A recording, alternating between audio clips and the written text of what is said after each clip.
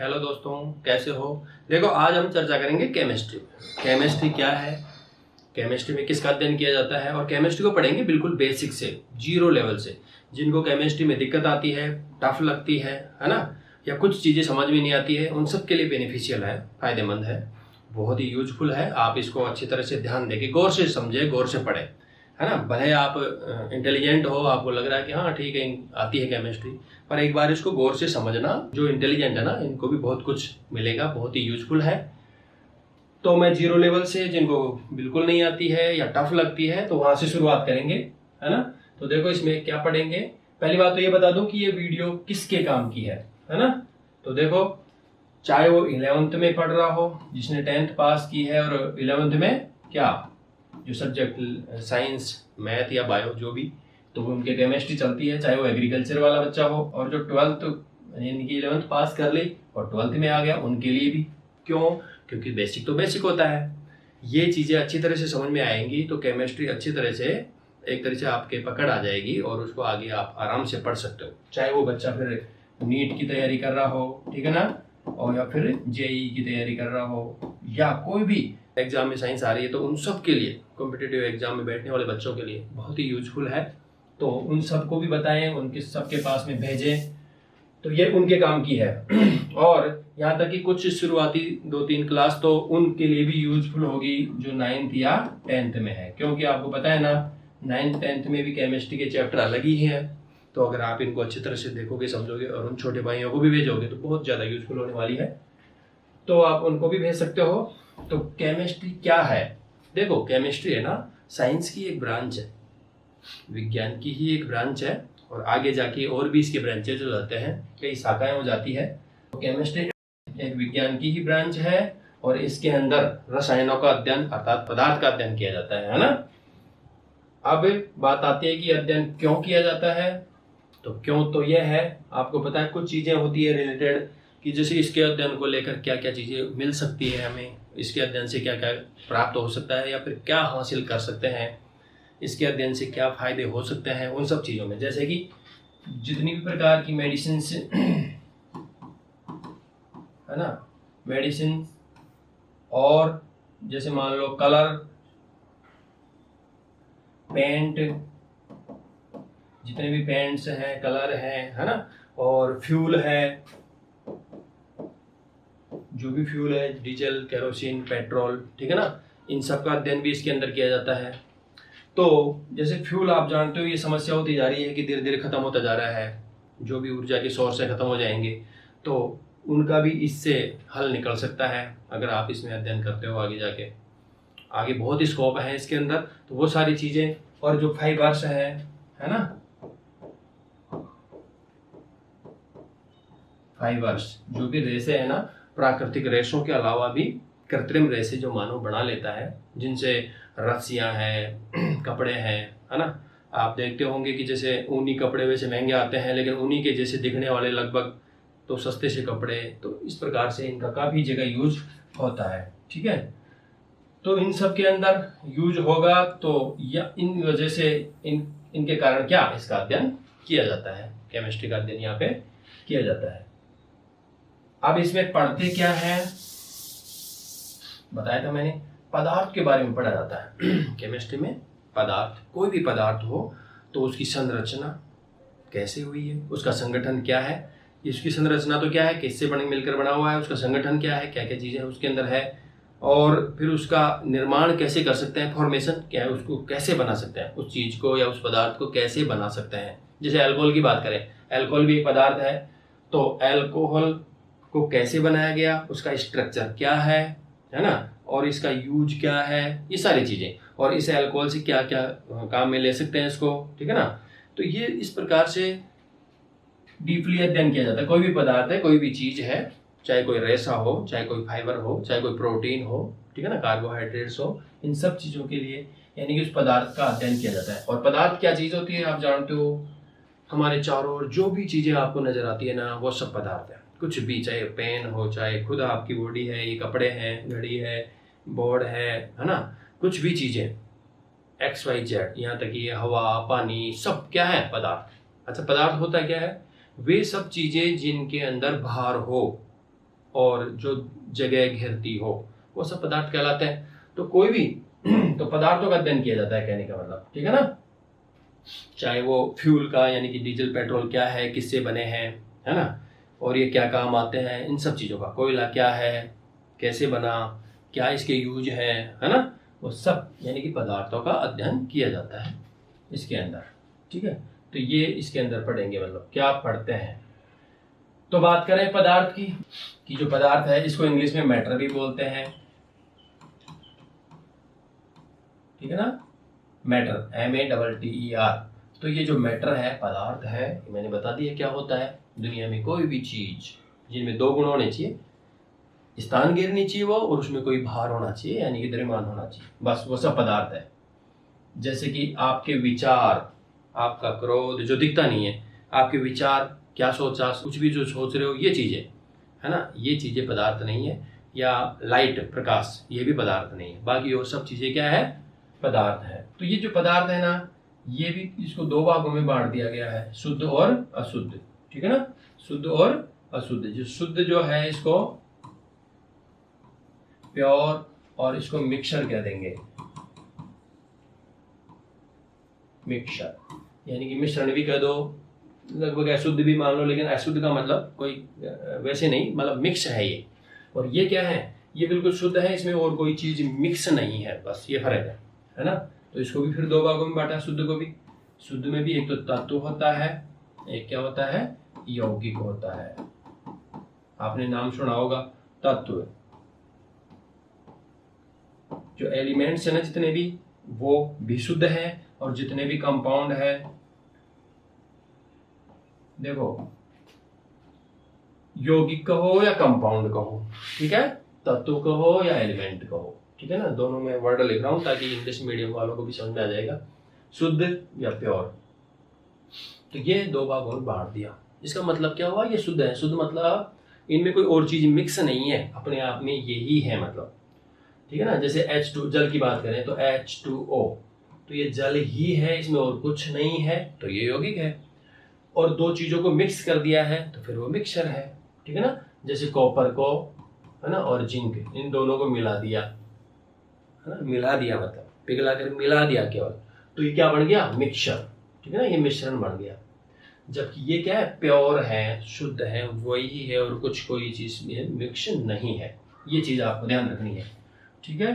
चलो थोड़ा सा मिक्स के बारे में बता देता हूँ कि मिश्रण क्या है। बताया था अभी, तो दो चीजों को, दो पदार्थों को केवल मिला दिया है, मिक्स कर दिया है, तो वो मिक्सर हो जाता है। जैसे कि ये, और वायु भी क्या है, वायु भी मिश्रण है, वायु भी मिक्सर है।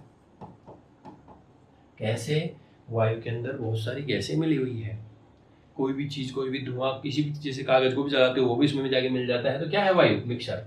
वैसे जो वायु है वो किस किस का मिक्सर है, नाइट्रोजन गैस और ऑक्सीजन गैस, इन दो चीजों से मुख्य रूप से हवा बनी हुई है। फिर उसके बाद में इसमें बहुत सारी चीजें और आ जाती है जो कि बहुत कम मात्रा में होती है। जैसे 78% तो नाइट्रोजन ही है और लगभग 21% ऑक्सीजन है। तो फिर आप समझ रहे होंगे कि कितना बचा, केवल 1%। इस 1% में बाकी जो भी है वो सब इसके अंदर है। जैसे कि कार्बन डाइऑक्साइड है, चाहे उसके अंदर NO2 मान लो, उसके अंदर सल्फर डाइऑक्साइड मान लो, उसके अंदर अपनी जल वाष्प मान लो H2O, या फिर कोई भी धुआं, कोई भी चीज जलाई गई, वो सब इसके अंदर आ जाती है। लेकिन मुख्य रूप से किसका, इन दोनों चीजों का मिक्सर है, वायु। ये तो ये क्या मिक्स है ना, कई चीजें मिली हुई है, तो इसलिए मिक्सर है, मिश्रण। अच्छा, लेकिन जो मिक्सर है ना, ये भी दो प्रकार का, इसको दो भागों में बांट दिया, समांगी और विषमांगी। समांगी मिश्रण और विषमांगी मिश्रण, ठीक है। हाँ, तो समांगी मिश्रण को इंग्लिश में होमोजेनियस, और यानी ये होमोजेनियस मिक्सर, और इसको बोलते हैं हेटेरोजेनियस,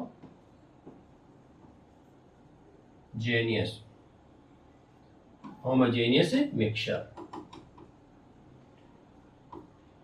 तो समांगी मिश्रण और विषमांगी मिश्रण, है ना, ये क्या अंतर है इनमें और क्या समझ पाए इससे। देखो ध्यान से, नाम से पता चल रहा है समांगी, समान रूप से मिला हुआ, मिक्स किया हुआ, और यह विषमांगी, यानी कि सभी जगह एक जैसा, ये समांगी है। जैसे पानी लो, एक गिलास पानी, और उसके अंदर क्या डाल दो, नमक डाल दो, और उसको अच्छी तरह से घोल दो, तो ये अच्छी तरह से सभी जगह समान रूप से घुल जाता है, तो ये समांगी मिश्रण हो गया। और यदि पानी में अल्कोहल डाल दो और घोल दो तो भी ये अच्छी तरह से घुल जाएगा, पानी में चीनी डाल दो और अच्छी तरह से मिक्स कर दो तो भी अच्छी तरह से घुल जाएगा। तो ऐसे ही मिक्सर क्या कहलाते हैं, समांगी मिश्रण, समांगी अर्थात होमोजेनियस मिक्सचर। और जो मिलाने पर पूरी तरह से समान रूप से सब जगह समान रूप से नहीं मिलते हैं, नहीं मिक्स होते हैं, उनको कहते हैं हेटेरोजेनियस, ठीक है ना। जैसे पानी में क्या डालो, 1 चम्मच ऑयल डाल दो, ऑयल या घी डाल दो, और फिर उसको मिक्स करो, तो ये मिक्स नहीं होगा, समान रूप से नहीं होगा, कि ऊपर ऊपर थोड़ा ज्यादा नजर आएगा, नीचे बिल्कुल कम, और नीचे बिल्कुल और भी कम, और थोड़ी देर रख दोगे तो ऊपर ही आ जाएगा पूरा ऑयल, पूरा घी, पूरी तरह ये मिक्स नहीं होगा। ऐसे मिश्रण क्या कहलाते हैं, विषमांगी। जो सब जगह समान रूप से नहीं मिले हुए हैं वो विषमांगी कहलाते हैं। जैसे पानी के अंदर क्या डाल दो, मिट्टी डालो 1 चम्मच और उसको घोल दो तो भी क्या हो जाएगा, यानी कि मिट्टी मिला दी पानी में, ये भी कैसा मिक्सर है, ये भी विषमांगी मिश्रण है। समान रूप से नहीं होगा, मिट्टी जैसे ही मिलाओगे मिट्टी भी नीचे बैठ जाएगी, ऊपर कम घुला हुआ, नीचे ज्यादा, यानी कि नीचे मिट्टी ज्यादा है। तो ऐसे मिश्रण जो समान रूप से नहीं मिले हुए विषमांगी, जो समान रूप से मिले हुए हैं, एक जैसे सब जगह मिले हुए हैं, वो समांगी। ठीक है, तो ये थे मिक्सचर अर्थात मिश्रण, जिसको कह सकते हो आपकी अशुद्ध पदार्थ। ठीक है, अब बात करते हैं तत्व की, बात कर रहा था मैं, जिसको एलिमेंट्स भी कहते हैं। जितने भी तत्व हैं, ऐसे समझो कि दुनिया में जितने भी पदार्थ है ना, जितने भी प्रकार के पदार्थ हैं, कोई भी चीज आपको नजर आई वो किसी न किसी तत्व से मिलकर बना होता है। और तत्व क्या है, आपने पीरियोडिक टेबल का नाम सुना होगा, और नहीं सुना है तो थोड़ा सा जैसे मैं बताता हूँ आपको कि पीरियोडिक टेबल में जितने भी तत्व रखे गए हैं ना, वो 118 तत्व हैं टोटल। अब तक 118 तत्वों की खोज कर ली गई है, 118 तत्व मिल गए हैं। तो जैसे कि नाम सुना ही होगा आपने, हाइड्रोजन है, हीलियम है, लिथियम है, beryllium, boron, carbon, nitrogen, oxygen, fluorine, neon, sodium, magnesium, aluminium, silicon, phosphorus, sulphur, chlorine, argon, potassium, calcium, scandium, titanium, vanadium, chromium, manganese, iron, cobalt, nickel, copper, zinc, gallium, germanium, arsenic, selenium, bromine, krypton, है ना। तो ये जो सारे हैं, ये सब के सब क्या कहलाते हैं, तत्व, एलिमेंट। और ये पीरियोडिक टेबल में इनको थोड़ा सिस्टमेटिक रखा गया है ताकि अध्ययन की दृष्टि से थोड़ा आसान रहे, सुविधाजनक उनको पढ़ सके और अच्छी तरह से समझ सके। अभी थोड़ा सा मैं अभी बताऊंगा यहाँ पे पीरियोडिक टेबल भी, और उसके बाद में जब पीरियोडिक टेबल का अध्ययन करूंगा, बताऊंगा, उसको और अच्छी तरह से बता दूंगा। तो अभी बात कर रहे हैं तत्व की, जिसको इंग्लिश में एलिमेंट भी बोलते हैं। तो ये जो तत्व है, तो बता ही दिया कि दुनिया में जितने भी प्रकार के पदार्थ, जो भी पदार्थ हैं, किसी न किसी तत्व से मिलकर बने हुए हैं। जैसे चाहे आपकी बॉडी की बात कर लो, है ना, आपकी बॉडी भी हाइड्रोजन है, कार्बन है, ठीक है ना, नाइट्रोजन है, ऑक्सीजन है, इन सब से मिलकर बनी हुई है। आपकी बॉडी के अंदर आयरन भी है। तो ऐसे इन तत्वों से मिलकर बनी हुई है कोई भी चीज, है ना। जो मिट्टी है वो सिलिकॉन है, ऑक्सीजन है, इनसे मिलकर बनी हुई है, SiO2, ठीक है ना। तो ऐसे कोई भी चीज हो, इन तत्वों से मिलकर ही बनी होती है। जैसे अभी मैं नाम ले रहा था, हाइड्रोजन, फिर हीलियम, लिथियम, फिर बेरिलियम, बोरॉन, कार्बन, नाइट्रोजन। अच्छा, ये जो मैं लिख रहा हूँ, जो इनके नाम है, मैं इनके प्रतीक लिख रहा हूँ। आपको पता है इनके प्रतीक है और उस हिसाब से इनको जाना जाता है। जैसे कि हाइड्रोजन, हाइड्रोजन का H, जबकि हाइड्रोजन, तो हाइड्रोजन को ऐसे लिखना था। कार्बन की बात करें तो कार्बन को ऐसे लिखना होता है। तो हाइड्रोजन को इतना लंबा न लिखकर सिर्फ H से प्रदर्शित कर दिया, और कार्बन को इतना लंबा न लिखकर सिर्फ C से प्रदर्शित कर दिया, ठीक है।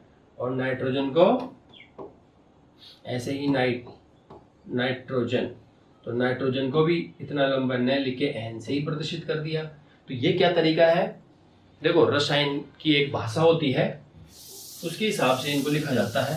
तो देखो, जैसे पानी की बात करें, सब जानते हैं, जो आप पीते हो, हिंदी में इसको क्या कहते हैं, ये तो है, ऐसे समझो कि ये तो है हिंदी में। और संस्कृत में बात करें तो संस्कृत में इसको जल कहते हैं। ये संस्कृत भाषा में हुआ, और इंग्लिश में आप जानते ही हो, इंग्लिश में इसको वाटर कहते हैं। जैसे हिंदी में पानी, संस्कृत में जल, इंग्लिश में वाटर, ऐसे ही रसायन की भी एक भाषा होती है। तो रसायन भी कहती है कि मेरी भाषा में लिखो कोई चीज को। तो रसायन की भाषा में आप जानते हो, तो इतना तो सुनाया होगा, चाहे 6, 7, 8, 9, 10 जहां भी पढ़ के आए हो, H2 आप जानते हो। H2 को देखते ही समझ में आ जाता है कि हाँ ये जल है।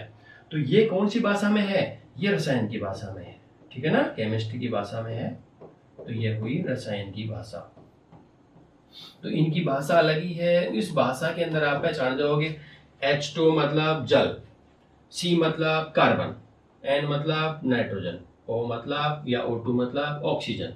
तो ये जो भाषा है ये रसायन की भाषा कहलाती है। तो हाइड्रोजन को इतना लंबा न लिखकर H ही दिखा दिया, और ये किसने दिया ऐसा सिस्टम, ठीक है ना।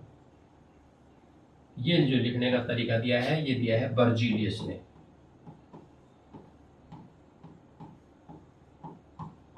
बर्जीलियस नाम के वैज्ञानिक ने ये तरीका बताया है कि इनको ऐसे लिखना है। कैसे? कि जैसे हाइड्रोजन है, इसका पहला लेटर ले लो, फर्स्ट लेटर ले लो, H लिख दिया। फिर हीलियम, हीलियम में भी H आ रहा है, तो फिर क्या दोनों को ऐसे लिखेंगे तो कैसे पहचानेंगे? इसलिए उन्होंने कहा कि अगर दोनों सेम हो जाते हैं तो जो अगला आ रहा है उसमें कुछ अलग हो, और ले लो स्मॉल, उसका एक लेटर और ले लो। तो जैसे हाइड्रोजन के लिए H ले लिया, हीलियम के लिए H ही ले लिया, ठीक है ना। ऐसे ही कार्बन के लिए C ले लिया, ठीक है ना, कार्बन के लिए C ले लिया। लेकिन कैल्शियम लिखेंगे, उसमें भी C आ रहा है, तो कैल्शियम के लिए C ले लेंगे। ऐसे ही क्लोरीन, क्लोरीन में भी C आ रहा है, तो C तो है ही, लेकिन L भी लेना पड़ेगा स्मॉल। लेकिन ध्यान रखो, जब ये लेंगे तो पहला क्या लेंगे, फर्स्ट लेटर क्या लेंगे, कैपिटल, और जो नेक्स्ट वाला है वो लेंगे स्मॉल। वो उसको पूरा करने के लिए, कंप्लीट करने के लिए लिया जाता है केवल। तो अब आपको समझ में आ गई होगी कि ऐसा क्यों लिया जाता है। अब देखो, बात करें सोडियम की, तो सोडियम तो ये ऐसे लिखा गया मान लो, तो सोडियम के अंदर S या SO क्यों नहीं लिया गया? ये सोडियम का प्रतीक नहीं है, तो सोडियम का प्रतीक तो Na होता है, आपको पता है। तो फिर ये Na क्यों लिया? सोडियम में तो ये लेना चाहिए था। देखो सोडियम में है ना, जो इंग्लिश वर्ड से नहीं लिया है, ये लैटिन नाम से लिया है, ठीक है ना। लैटिन भाषा में सोडियम को क्या बोलते हैं? सोडियम को बोलते हैं नेट्रियम। सोडियम को नेट्रियम, तो नेट्रियम से लिया है। तो नेट्रियम से फिर N क्यों नहीं ले लिया? क्योंकि N तो नाइट्रोजन के लिए आ चुका पहले, ठीक है ना। तो अब N न लेकर इसका अगला वाला लेटर और लेंगे, अर्थात लेकिन वो लेंगे स्मॉल। इसलिए सोडियम का जो प्रतीक है वो है Na, और नाइट्रोजन का N है। तो इस प्रकार से कुछ तत्वों को उनके लैटिन नाम से भी लिया गया है, तो वो आपको थोड़ा सा अच्छी तरह से याद रखना है।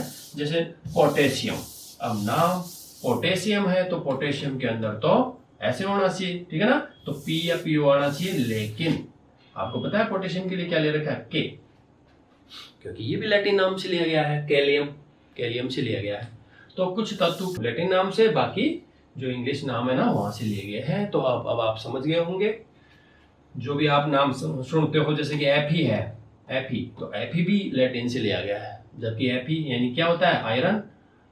तो आयरन में तो I आना चाहिए या R आना चाहिए, लेकिन ये न लेके फेरम से लिया गया है, इसलिए Fe, ठीक है। ऐसे ही चांदी अर्जेंटम, वो अर्जेंटम से लिया गया है। ऐसे ही गोल्ड, वो आरम से लिया गया है, Au। तो समझ गए होंगे बच्चों। ये मरकरी, पारा, ये हाइड्रोजन से लिया गया है। तो बस ये था कि जो भी तत्व हैं, और आगे बात करेंगे कि यौगिकों को कैसे लिखते हैं। जैसे कि ये जल है H2O, है ना, ये CO2 कार्बन डाइऑक्साइड, ये यौगिक है, कंपाउंड है। और अभी जो मैं बात कर रहा था कि ये हाइड्रोजन है, ये कार्बन है, ये कैल्शियम है, ठीक है ना, और ये पोटेशियम है, ये जो बात कर रहा था ये तत्व है, और ये यौगिक है, कंपाउंड है। तो ये जो इनको लिखने का तरीका है, ये रसायन की भाषा है, ठीक है ना। तत्वों की बात आ रही थी। पहली बात तो तत्व होता क्या है? देखो, तत्व है ना पदार्थ का वह सरलतम रूप है जिसमें एक ही प्रकार के परमाणु होते हैं, यानी कि जिसमें एक ही प्रकार के परमाणु पाए जाते हैं वो तत्व कहलाता है। बस, चाहे वो कोई सा भी परमाणु हो, कोई सा भी एक प्रकार का परमाणु हो। हाइड्रोजन ही हाइड्रोजन के परमाणु है तो वो हाइड्रोजन तत्व हो गया। अगर कैल्शियम में कैल्शियम परमाणु है, उसमें कैल्शियम तत्व हो गया। ऐसे ही आयरन ही आयरन, लोहे के परमाणु है उसमें तो आयरन हो गया, समझिए ना। ऐसे ही ऑक्सीजन के परमाणु अगर हैं तो वो कौन सा तत्व हो गया, ऑक्सीजन तत्व हो गया। तो इस प्रकार से क्या समझ में आई कि एक ही प्रकार के तत्व क्या होता है, एक ही प्रकार के परमाणु से मिलकर बना हुआ पदार्थ है। अब बात करें यौगिक की, मैंने बताया था ना शुद्ध दो प्रकार के होते हैं, प्योर जो होते हैं, प्योर है वो दो प्रकार के बताए थे मैंने, एक तो तत्व एलिमेंट और एक कंपाउंड। तो ये जो है ना, तो देखो ध्यान से, जैसे ये हाइड्रोजन है, ये कार्बन है, ये नाइट्रोजन है, ये कैल्शियम है, ये क्लोरीन है, ये अर्जेंटम है, ये ऑरम गोल्ड है, ये Fe है, ये पोटेशियम है, ये सब के सब क्या है, धातु। और कंपाउंड क्या होते हैं, कंपाउंड अर्थात यौगिक क्या होते हैं, ये एक ही प्रकार के परमाणु से मिलकर बने, ये दो या दो से अधिक प्रकार के परमाणु से मिलकर बने होते हैं एक बार, ठीक है, दो प्रकार के परमाणु से मिलकर बने। लेकिन ऐसे मिलकर ऐसे ही नहीं बन गए जैसे कि कॉपर और जिंक इनको मिला दिया और बन गया पीतल, तो पीतल कंपाउंड नहीं है, यौगिक नहीं है। तो फिर क्या शर्त है, दो से अधिक परमाणु तो इसमें होते हैं, दो या दो से अधिक होते हैं, लेकिन वो भी निश्चित अनुपात में, वो भी रासायनिक क्रिया से बनते हैं। निश्चित अनुपात में मिलाओ और रासायनिक क्रिया भी होनी चाहिए, ऐसे ही नहीं मिला दिया केवल। जैसे देखो कॉपर और जिंक को केवल पिघलाकर मिला दिया, मिक्स कर दिया, तो ये यौगिक नहीं बना। तो क्या बना फिर ये तो बना मिश्रण। तो कंपाउंड की यौगिक की क्या शर्त है, दो या दो से अधिक प्रकार के परमाणु से, और वो भी निश्चित अनुपात में और रासायनिक संयोग से जो बनता है वो यौगिक कहलाता है, ठीक है ना। तो देखो जैसे H2 की बात कर लो, H2O, इसका मतलब क्या हुआ, दो तो हाइड्रोजन के परमाणु और एक ऑक्सीजन का परमाणु, ये मिलकर क्या बना लेते हैं, H2O, तब ये जल बनता है। और वो भी ऐसे ही नहीं कि मिला दिया, कि हाइड्रोजन को और ऑक्सीजन को मिला दिया, ऐसा नहीं है, मिलाया ही नहीं है, क्रिया हुई है, इनमें रिएक्शन हुई है, रासायनिक अभिक्रिया हुई है, तब यौगिक बना है, ठीक है। अब देखो जरा सा थोड़ा सा अंतर होते ही अलग चीज हो जाती है। जैसे अभी मैं बता रहा था कि दो हाइड्रोजन और एक ऑक्सीजन, जल बन गया। लेकिन यदि दो हाइड्रोजन और दो ही ऑक्सीजन हो तो फिर ये जल नहीं है, ये अलग चीज बन गई, ये अलग चीज बन गई। तो देखो हाइड्रोजन ऑक्साइड अर्थात जल, और हाइड्रोजन परऑक्साइड ये अलग चीज है, जल जैसा दिखता है लेकिन अलग चीज है। तो इस प्रकार से आपको समझ में आया होगा कि यौगिक और तत्व में, अर्थात तत्व और यौगिक में क्या अंतर रहा। दिखने में सीधा सीधा कह दिया कि दो, ऐसे ही नहीं कहेंगे सीधा कि दो परमाणु से मिलकर, नहीं, दो या दो से अधिक प्रकार के परमाणुओं से निश्चित अनुपात में, वो भी रासायनिक संयोग करके जो पदार्थ बनता है वो यौगिक कहलाता है, ठीक है।